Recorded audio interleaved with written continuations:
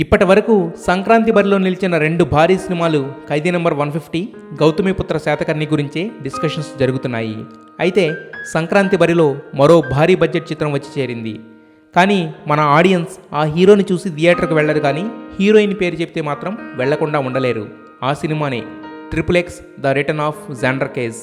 World వైడ్గా భారీ expectations ఉన్న ఈ సినిమా రెస్ట్ ఆఫ్ ద వరల్డ్లో జనవరి 19న విడుదలవుతుంది.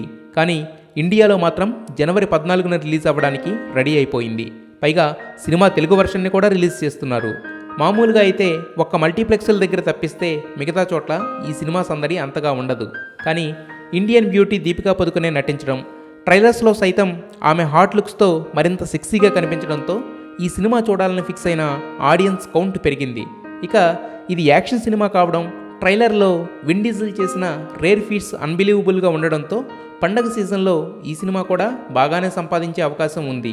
అయితే ఇక్కడ మాత్రం వర్క్ అయ్యే ఫ్యాక్టర్ దీపిక కాబట్టి ఆమె మన స్టార్ హీరోస్తో ఢీ కొట్టడానికి రెడీ అయిందనే అనుకోవాలి. ఖచ్చితంగా మీరు అందరూ గర్వించే విధంగాను, అరే ఇదిరా చిరంజీవి అంటే మళ్ళీ అనే విధంగా